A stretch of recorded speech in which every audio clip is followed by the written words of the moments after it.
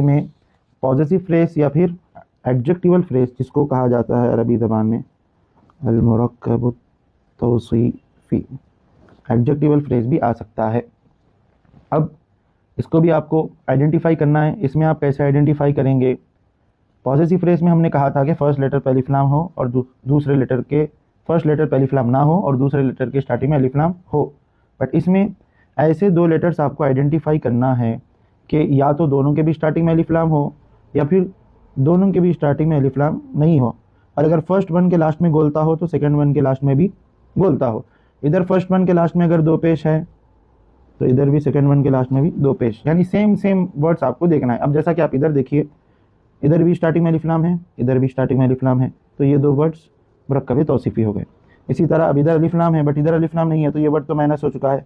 यहाँ पर भी अलिफ लाम नहीं है, यहाँ पर भी नहीं है, तो ये अल-मुरक्कब तौसीफ़ी।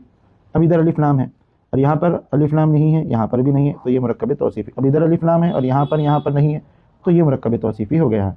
इधर अलिफ लाम है, इधर भी अलिफ लाम है और यहाँ पर अलिफ लाम नहीं है, तो ये वर्ड माइनस और ये दो मुरक्कब तौसीफ़ी।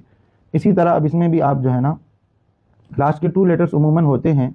अगर इस इब्तिदा में नाम आ जाए तो मुदर्रिसुन, जदीदुन, ऐसे टू लेटर्स यहाँ पर भी अलिफ लाम नहीं हो, यहाँ पर भी नहीं हो, तो ये भी एडजेक्टिवल फ्रेज होगा। तो इस तरीके से आप आइडेंटिफाई कर सकते हैं।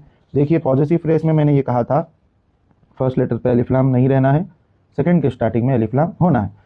और एडजेक्टिवल फ्रेज में दोनों के भी स्टार्टिंग में अलिफ लाम होना है या तो फिर दोनों के भी स्टार्टिंग में अलिफ लाम नहीं रहना है। और इसी तरह अगर फर्स्ट लेटर के लास्ट में गोलता है तो सेकंड लेटर के लास्ट में भी गोलता रहना है। उम्मीद है कि आपको समझ में आया होगा। शुक्रिया।